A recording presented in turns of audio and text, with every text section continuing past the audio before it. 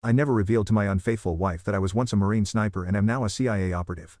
But one night I overheard her whispering on the phone, "Don't worry, he has no clue. Send the hitmen tomorrow and make it look like a botched robbery." It wasn't the lipstick on the collar or the late nights at the office that tipped me off. It was a single whisper and accidental breath of truth that shattered my world. Saturday night. The air was thick with the scent of rain and asphalt as I sat in my car, scrolling through old photos on my phone. My wife Jessica had gone to a girls' night out, her red dress hugging her figure in a way that used to make my chest tighten with pride. But pride has a funny way of twisting into suspicion. Lately, she had started smiling less, coming home later, and laughing at jokes that weren't mine. I told myself I was imagining things. Maybe the long hours at work were getting to me. Maybe I was paranoid. Then my phone buzzed, a notification lighting up the screen like a crack of thunder. Home security alert, backyard motion detected. Odd. Jessica wasn't supposed to be home yet, and I wasn't expecting anyone. I clicked the notification and opened the live feed. My heart stopped. There she was, Jessica, standing under the backyard floodlight. She wasn't alone. A man leaned toward her, someone I had never seen before. Dark hair. Leather jacket. The type who probably thought he was too cool for deodorant. I watched in disbelief as they kissed, not a nervous, fleeting thing. No, this was full-on, shameless passion. My stomach twisted like I had swallowed broken glass. But it was what happened next that froze my blood. As they pulled apart, she laughed, an ugly, guttural sound I hadn't heard before. Then she said something I'll never forget. "Don't worry. He's too stupid to figure it out." Too stupid? I gripped the steering wheel so tightly it creaked under my fingers. Every ounce of love I had for her shriveled in that moment, replaced by something darker. I didn't storm in. I didn't yell or demand answers. Not yet. Instead, I turned off the feed and sat there, staring at the dashboard. My breaths came shallow and fast, a million thoughts crashing into each other, none of them coherent. Who was this guy? How long had this been going on? And how the hell did she think I wouldn't notice? But as the rage bubbled up, so did something else: training. Years ago, before I met Jessica, I had been someone else, a man with a different name, a different life. And though I had left that behind, some habits die hard. I calmed myself, not for her sake but for mine. Pulling out of the driveway, I parked a few blocks away and started walking back to the house. Rain dampened my shirt as my mind raced, piecing together fragments of conversations, unexplained absences, and lies disguised as reassurances. Jessica's betrayal was bad enough, but the part that burned the most? She thought I was weak. That I wouldn't catch on. That I couldn't fight back. Oh, she didn't know who she was messing with. As I approached the house, I stayed in the shadows, careful not to alert them. The floodlight clicked off, leaving the backyard in darkness. I crept closer, heart pounding in my ears. Voices drifted toward me, low and conspiratorial. "He'll be out of the picture soon," Jessica said, her tone cold, calculated, not the voice of the woman I married. "We just need to be careful." The man's reply was muffled, but I caught enough to make my fists clench. "I still think we should have just handled it the first time I brought it up." Handled it? What the hell were they talking about? I slipped around to the side of the house and peered through the window. They were standing in the kitchen now, Jessica pouring wine while he leaned against the counter. She was too close to him, her body language intimate, smug. "Don't worry," she said, smirking. "He's harmless. A sheep, not a wolf." The man laughed, but it wasn't a normal laugh. It was cruel, dismissive. A wave of something I hadn't felt in years surged through me, the cold, focused rage that used to keep me alive in the field. It was time to stop being a sheep. I stayed in the shadows, my body tense but my mind razor sharp. Jessica and her lover, she didn't know I was there, just outside the window. I watched their little conspiracy unfold. Harmless, I repeated her words silently to myself, letting it churn inside me like a storm. She didn't just think I was clueless, she thought I was weak, a pushover, a fool. Jessica handed him a glass of wine and leaned against the counter, her face lit up in a way I hadn't seen in years. That laughter, that energy, it was like she had saved the best part of herself for this guy. For him. My gut twisted and my hands curled into fists so tight I could feel my nails digging into my palms. I wanted to burst in and confront them right then and there, but something held me back. Not fear. Not hesitation. Strategy. Because there was more to this than just infidelity. This wasn't just some sleazy affair. Their words handled it. Out of the picture kept circling back in my head. They weren't just sleeping together, they were planning something. I stepped back from the window and made my way to the backyard shed, careful to stay out of sight. The rain had slowed to a drizzle, muffling my footsteps as I opened the shed door. Inside, among the clutter, was an old duffel bag. The contents hadn't seen daylight in years, but now, as I checked the items inside, they felt like an extension of my own body. Gloves. A pair of binoculars. A compact recorder. Old habits die hard. I slipped on the gloves and activated the recorder, then crept back toward the house and crouched near the kitchen window, angling the tiny microphone just enough to pick up their voices. "She won't suspect anything," Jessica was saying. "She? Who's she?" I thought. "You just make sure you're ready when the time comes." The man chuckled, his voice low and gravelly. "Trust me, this ain't my first job, Jess. You'll have your new life, and he'll be a bad memory. No loose ends." My heart stopped.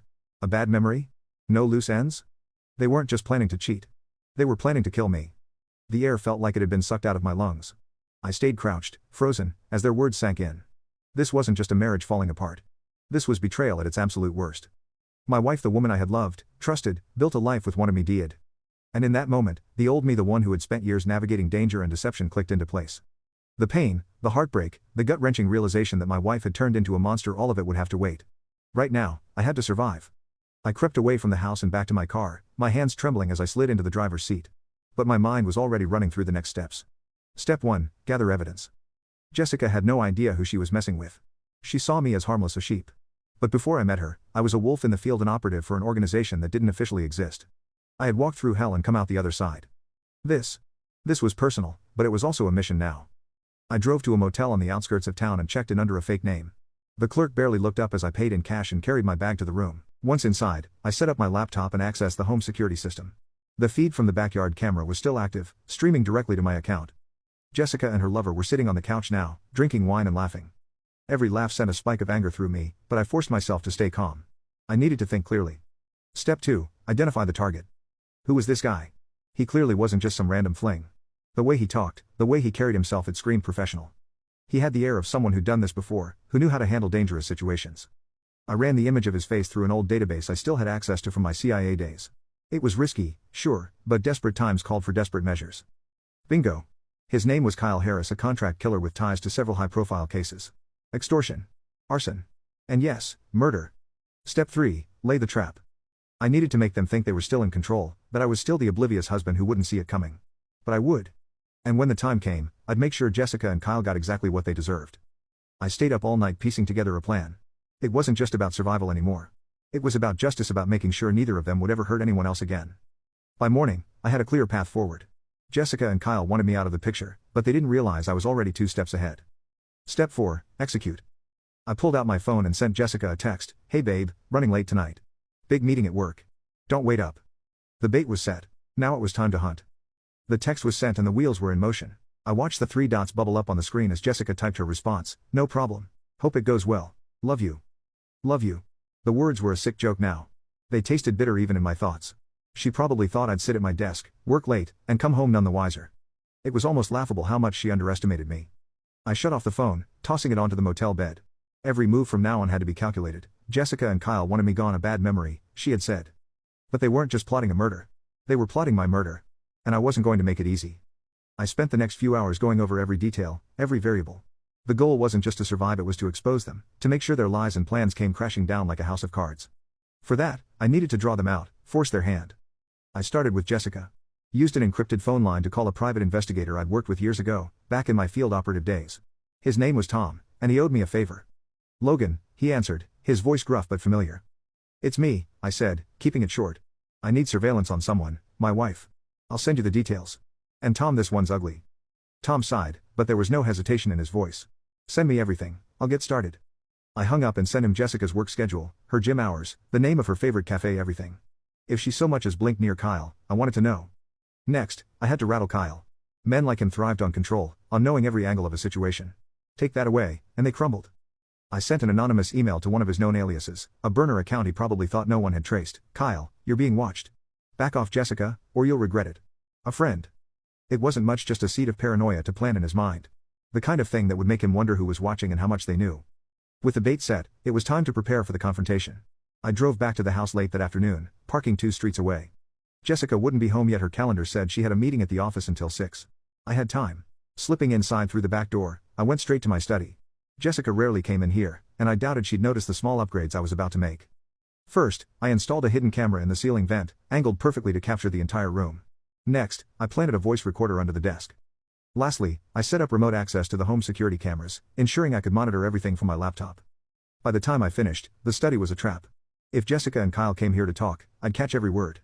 I left the house as quietly as I came, returning to the motel just as the sun dipped below the horizon.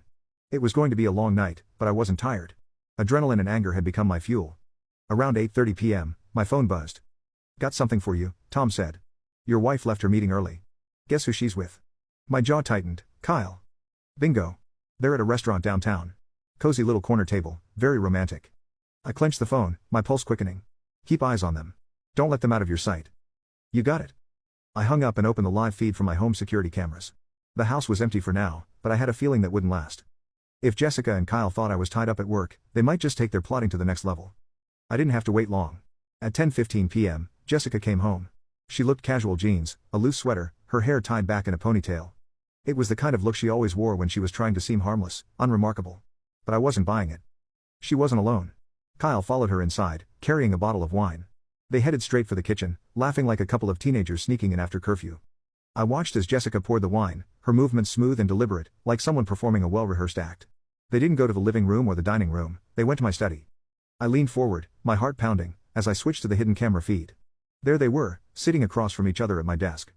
Jessica's expression was serious now, her eyes locked on Kyle's.